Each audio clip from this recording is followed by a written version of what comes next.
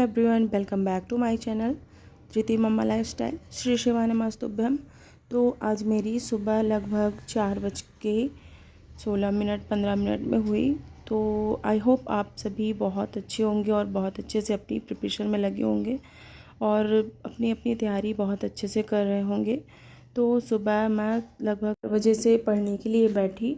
तो 4:30 बजे से मतलब 7:30 बजे तक का टाइम रहता है, क्योंकि अगर बीच में अगर सिम नहीं रोता है तो मैंने अपनी जगह यहाँ पे नीचे बना ली, क्योंकि अगर लाइट जलती थी तो बच्चों को थोड़ा सा प्रॉब्लम होती थी। तो मैंने अभी मेरा कोई प्रॉपर फिक्स नहीं रहता कहाँ पे क्या स्टडी करनी है। तो जहाँ पे जगह या टाइम मिल गया वहीं पे तो ऐसे ही मेरी चल रही है। और सुबह का टाइम मेरा रिवीजन का होता है, तो मैं ये रिवीजन कर रही थी। मतलब जो भी इम्पोर्टेंट टॉपिक होते हैं वो नोट्स बनाई थी उसी का।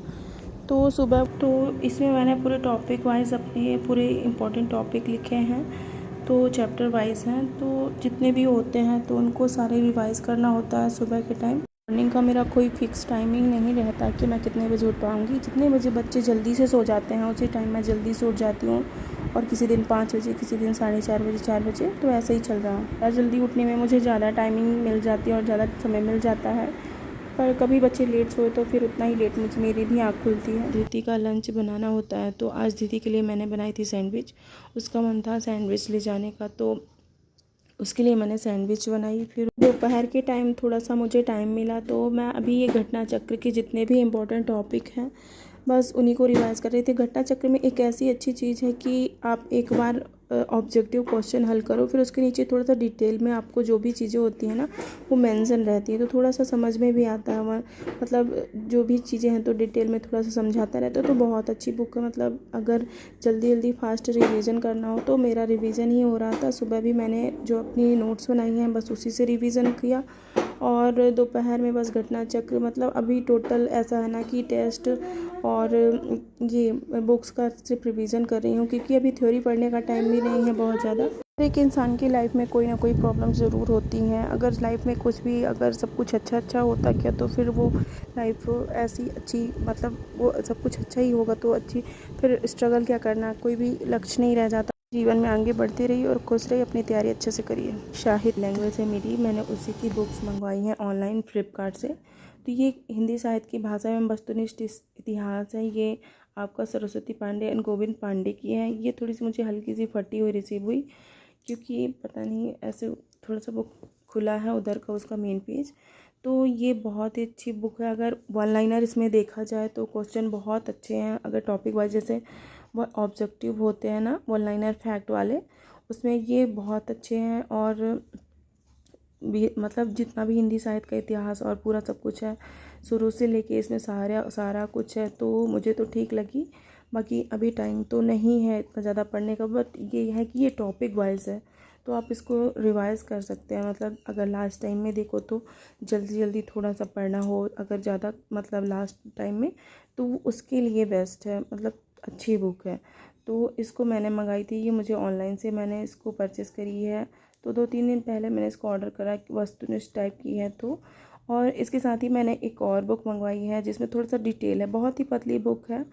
ये भी है आचार्य रामचंद्र शुक्ल की है, हिंदी साहित्य का इतिहास। तो इसमें मतलब पूरा सा डिटेल सा दिया हुआ है, जैसे आदिकाल भक्तिकाल सारा कुछ, तो जैसे उसको जानना है कि क्या कैसे है। तो ये बहुत ही पतली बुक है, बहुत ही अच्छी बुक है। तो दोनों बुक्स मैंने मंगवाई, आज ही मुझे मिली। और ठीक है, मतलब अच्छी है दोनों बुक्स, अगर पढ़ना चाहो आप, लेना चाहो तो। बाकी टाइमिंग के हिसाब से तो बुक पढ़ने का मतलब बहुत ही ज़्यादा मोटी बुक पढ़ने का भी टाइम नहीं है। और अभी तो बस रिवीजन का टाइम बचा है, क्योंकि क्या पता कब एग्ज़ाम हो जाए। मतलब अभी तो कोई फिक्स डेट भी नहीं है, मतलब अपडेट कुछ भी नहीं आया है। बट क्या पता अगर 1-1.5 महीने के अंदर अगर एग्ज़ाम होता है तो उसके लिए रिवीजन के लिए अच्छी है। तो सिर्फ उठ गया था सो के, तो मैं गई किचन में चाय बनाने। मतलब वो 1-1.5 घंटे ही सोया। उसके बाद अभी पापा जा रहे थे ऑफिस, तो मैं चाय बना रही थी।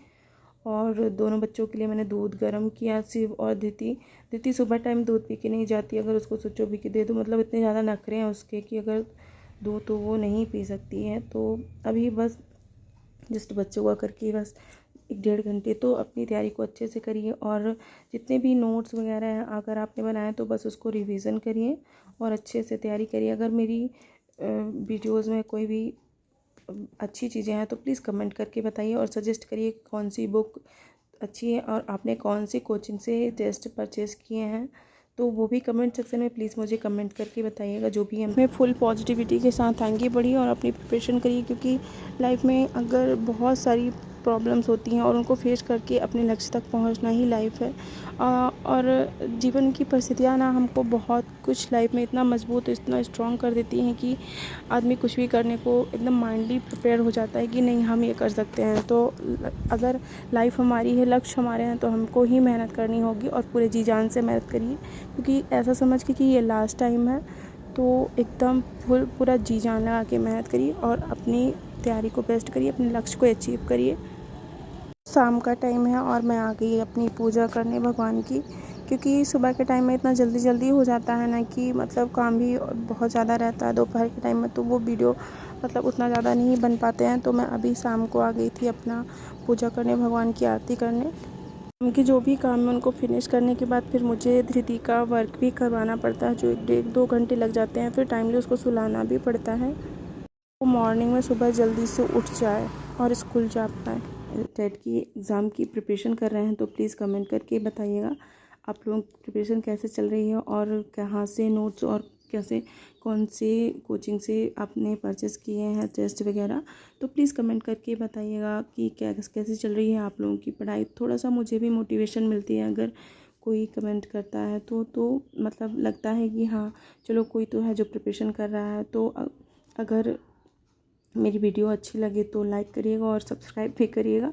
अभी मैं जा रही थी रोटी खिला के, तो ये दादी बाबा मेरे नीचे जो रहते हैं, मतलब हम लोग ऊपर के रूम में रहते हैं, ऊपर रहते हैं और ये दादी बाबा नीचे रहते हैं, तो इनको खाना पीना मुझे मतलब सभी को नीचे लाना पड़ता है यहाँ पे खाने के लिए। तो अभी मैं यहाँ से रोटी दे के जा रही थी तो दादी बुलाई कि शिव को देखी तो उसको बुलाने लगी।